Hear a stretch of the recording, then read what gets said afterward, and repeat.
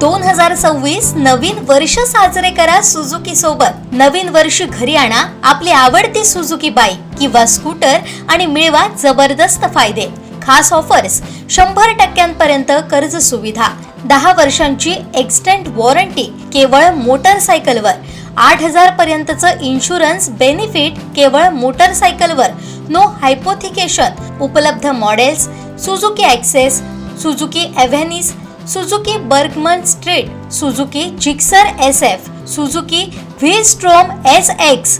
सिंधुदुर्गचे अधिकृत विक्रेते Shri Vinayak Wheels Private Limited, Shri Vinayak Suzuki, plot number 92, MIDC, taluka Kudal. मालवणात प्लास्टिक पिशव्यांची विक्री करणाऱ्या व्यावसायिकांवर पालिकेनं धडक कारवाई केली आहे। पिशव्या जप्त करताना दंडात्मक कारवाई केली आहे। पाहूयात। मी स्वच्छता निरीक्षक मालवण, नगर परिषद मालवण। मी आज मच्छी मार्केटच्या इथं फेरी मारत असताना माझा एक कर्मचारी सोबत घेऊन तिथं मला प्लॅस्टिकची व्यापारी आढळले, तर मी तिथे कारवाई केली। एक 500 किलोचं प्लॅस्टिक आम्ही जप्त केलेलं आहे। ते कट्ट्यावरून येऊन इथे मार्केटमध्ये व्यापार करत आहे सिंगल प्लॅस्टिकचा। त्याच्यावर आम्ही ती गाडी जप्त केली आणि नगर परिषदकडे आणली।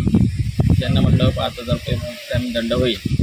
नेक्स्ट टाईम जर परत तुम्ही आला तर त्याच्यावरती म्हणजे 10,000 15,000 टप्प्याटप्प्याने दंड वाढला जाईल। त्याने सांगितलं बरं दंड वगैरे काय त्यांनी भरलेलं नाही आहे।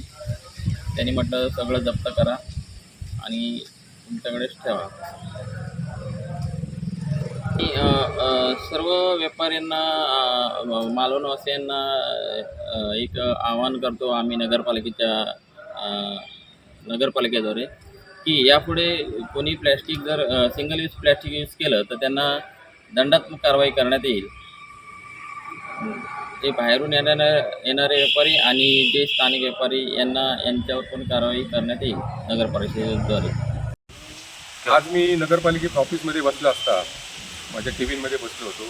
काही अधिकारी मला येऊन भेटले आणि अधिकाऱ्यांनी सांगितले की आज जी स्वच्छता मोहीमचं जे चालू आहे, स्वच्छ पाहिजे मालवण शहर सुंदर स्वच्छ पाहिजे, त्याच्यासाठी आपण ही सगळी कारवाई करत आहोत। आणि त्याने मला बाहेरून दाखवलं त्याने की 500 किलोचा साठा आज त्यांनी जप्त केलेला आहे। मी त्यांचं खरोखरच त्या अधिकाऱ्यांचं कौतुक म्हणजे अभिनंदन करतो। आणि ह्याच्या पुढे अशीच स्वच्छता मोहीम किंवा जनावरं असतील किंवा कुत्रे असतील अशीच मोहीम आपण राबवावी। खरोखरच मी तुमच्या मालवणवासियांतर्फे तुमच्या या अधिकाऱ्यांचं मी आणि नगरपालिकेच्या सीओंचं मी अभिनंदन करतो। अशीच कारवाई पुढे चालू ठेवावी हीच माझी इच्छा।